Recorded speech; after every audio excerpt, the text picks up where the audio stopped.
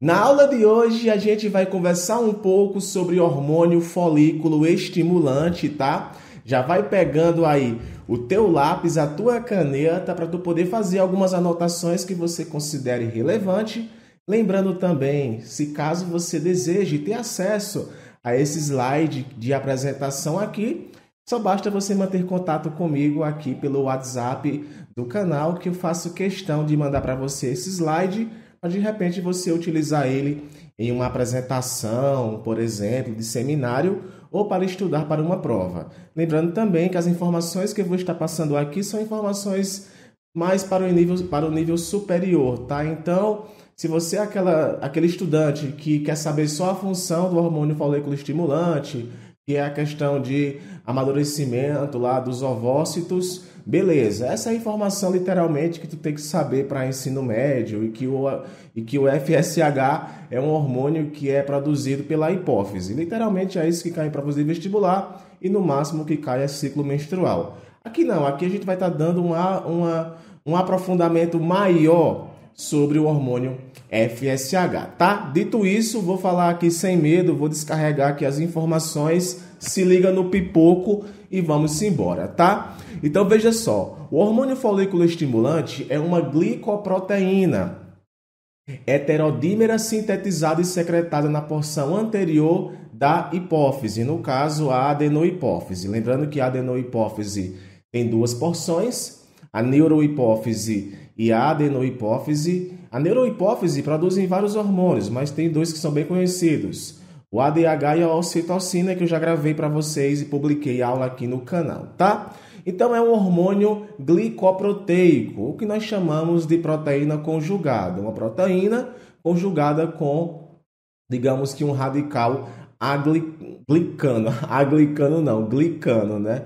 Ou seja, um radical de carboidrato, uma estrutura de carboidrato ligada a essa proteína, formando aí uma glicoproteína.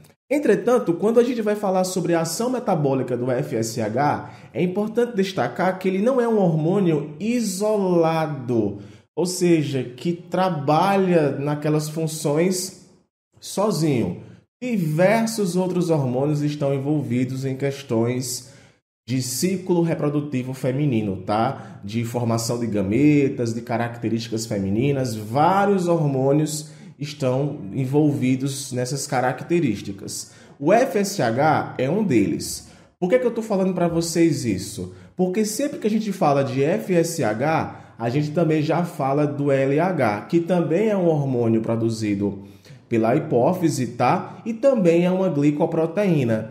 E quando a gente está falando de ciclo ovariano, por exemplo, a gente está citando ali função de FSH e de LH, que é a função clássica. FSH atua no amadurecimento de folículos e o LH atua na ovulação. Agora, como esse processo acontece?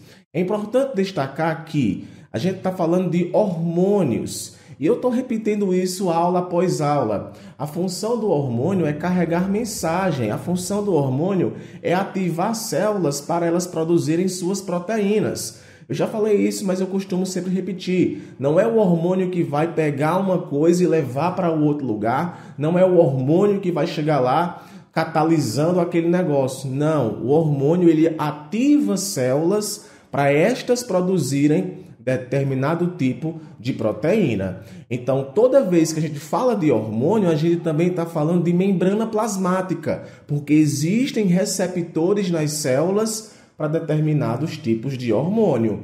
Então, vai ter uma relação de FSH com receptores celulares, e esses vão acabar ativando a célula, por exemplo, a produzir a proteína. E essa ativação da célula para produzir proteínas, gente, é a questão de ativação de genes, que são eles quem carregam as informações genéticas, tá? É interessante dizer para vocês isso, porque essa impressão de função hormonal me incomoda um pouco, tá? Então, o ideal é para você se firmar nesse conhecimento, assistir uma aula minha sobre a questão de ativação de hormônios, como é que os hormônios eles atuam de forma propriamente dita, ok?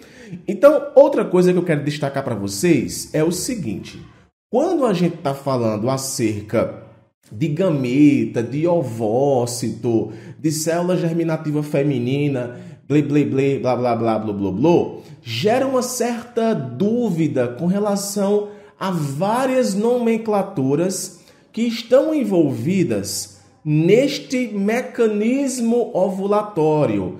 Ou seja, essa imagem aqui, cara, eu acho que já merece o like, tá? Ela mostra aí o ovócito secundário, tá? Que de fato é a célula germinativa, é essa célula que vai nela acontecer a cariogamia, que é a união dos cromossomos maternos e paternos, mas é uma célula grande, é claro, mas existem outras estruturas envolvidas aí, cara, no que vai acontecer. Então vai desenvolver uma vida. Essa célula é importante. Os acontecimentos que irão ocorrer após a fecundação são primordiais para o desenvolvimento embrionário.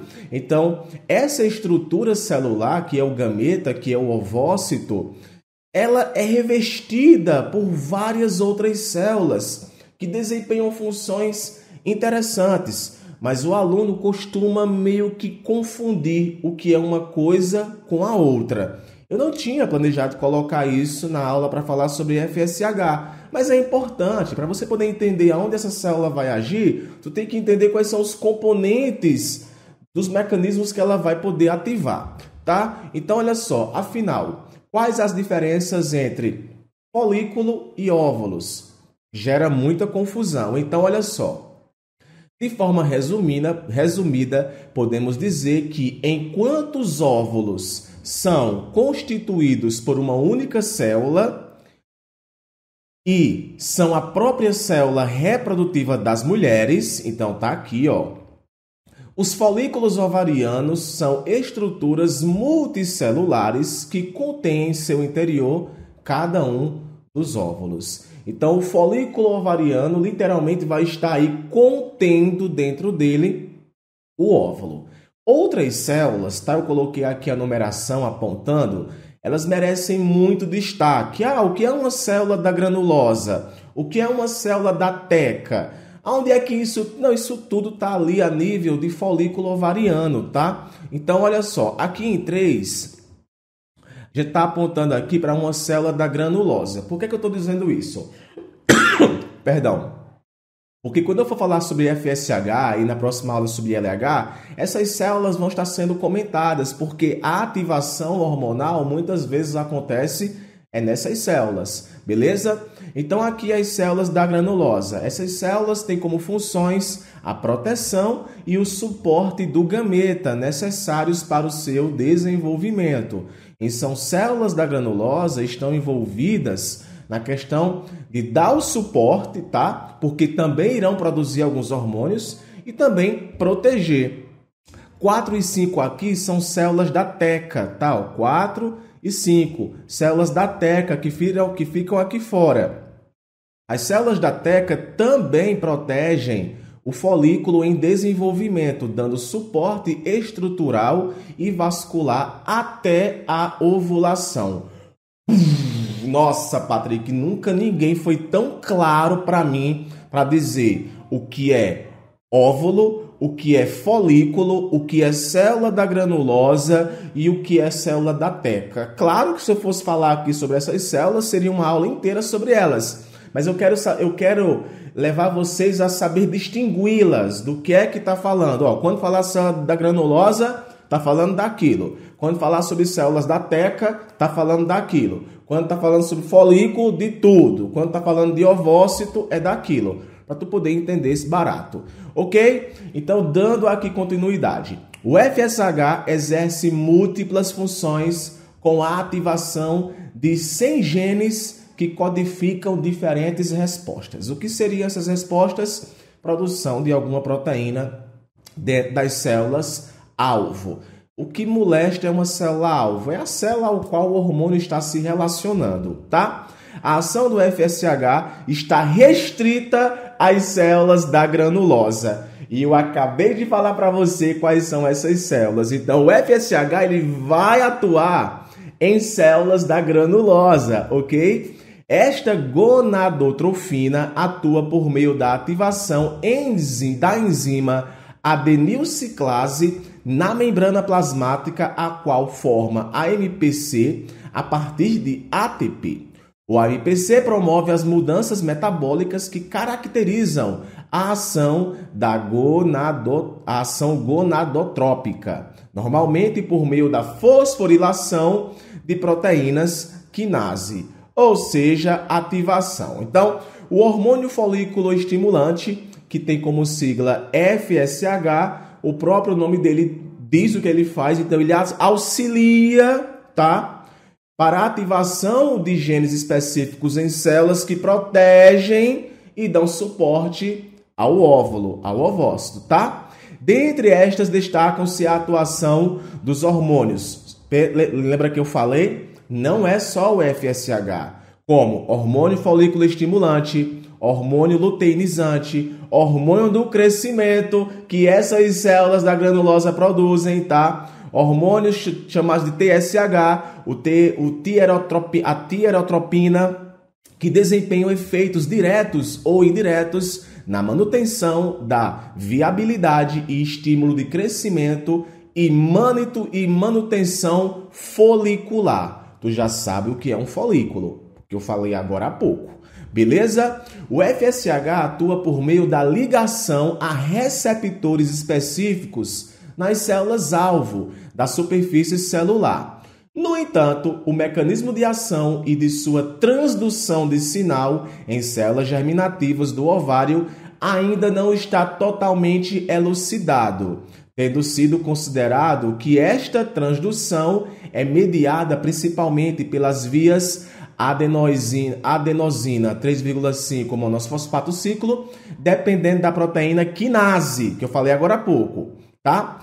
Trata-se de uma reação de primeira camada em que o FSH controla a proliferação e diferenciação e a apoptose. Existem vários estudos que apontam como as células da teca se comunicam com o óvulo, como as células da granulosa se comunicam com o óvulo, e estudos sobre essas comunicações são fundamentais para a gente poder perceber a influência que essas células causam no óvulo, ok? Nesta via, a ligação do hormônio a um receptor específico é desencadeada a ativação de uma enzima intracelular. Olha só, a ação do hormônio desencadeia a ativação de uma enzima intracelular, a adenilciclase. Esta enzima converte parte da adenoisina trifosfato intracelular em AMP cíclico. Este, por sua vez, ativa a proteína quinase dependente de cAMP, que fosforila uma série de outras proteínas, promovendo sua ativação ou inibição. Assim, o AMP ciclo, direto ou indiretamente, executa uma série de alterações fisiológicas na célula, como a ativação de enzimas, alteração da permeabilidade da membrana celular, ativação de síntese proteica e aumento de secreções. Gente, mais claro do que isso, só a fase clara da fotossíntese, tá? E aqui está basicamente um mecanismo de ativação hormonal a partir de receptores na membrana plasmática, mostrando aqui justamente a enzima adenosina ciclase, tá? Que fica aqui na membrana e ocorre toda essa ativação para a sua produção, ok?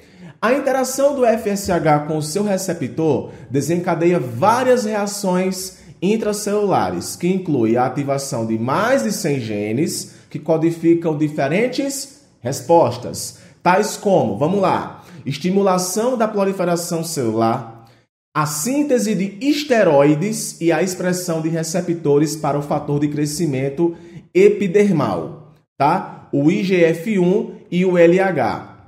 Este último, que no caso é o LH, estimula a expressão de genes que leva à codificação do receptor do FSH in vitro, tá? E claro, o FSH está ligado diretamente com a questão da ovulação, uma vez que ele cria lá as condições a partir da ativação das suas células alvos ou melhor, para poder acontecer o processo de ovulação, tá? O crescimento do folículo até o estádio antral independe das gonadotrofinas, ou seja, dos hormônios. Entretanto, o folículo cresce e se desenvolve sob influência de LH e FSH. Sacou? O FSH é o principal responsável pela formação do antro, estimulando a mitose nas células da granulosa e a secreção do fluido folicular. O FSH também aumenta a sensibilidade das células da granulosa para o LH, mediante a estimulação da síntese de receptores para LH. Por isso que primeiro vem FSH, depois vem LH, tá? O que prepara a luteinização das células da granulosa em resposta à onda pré-ovulatória de LH. Gente, se você não comentar aqui pra mim o que você tá achando dessa aula, velho, eu não sei o que é uma aula que explique pra você, qual é uma boa aula que explique pra você isso não, tá? Um aumento das concentrações plasmáticas de FSH estimula o recrutamento folicular e a emergência de onda folicular. Desse grupo de folículos, um é selecionado e adquire capacidade ovulatória, tá? Enquanto os folículos subordinados entram em atresia, ou seja, o folículo selecionado é conhecido como folículo dominante e desempenha um papel ativo na supressão do crescimento dos subordinados pela secreção de estradiol e inibina através de retroalimentação negativa sobre a hipófise. Ou seja, epa, bora parar de produzir esses hormônios aí que tá bom demais já. Ok, mas é claro que pode acontecer de mais de um ovócito amadurecer, então mais de um ovócito vai amadurecer, então ou um outro folículo também vai estar amadurecendo para poder isso acontecer, tá? Eu espero muito que você tenha gostado da aula de hoje, tá? Deixa aqui embaixo as suas principais dúvidas, eu faço questão de respondê-las, tá? E comenta para mim se vocês estão gostando dessa série de vídeos aí, eu falando detalhadamente sobre os hormônios, vai ser assim.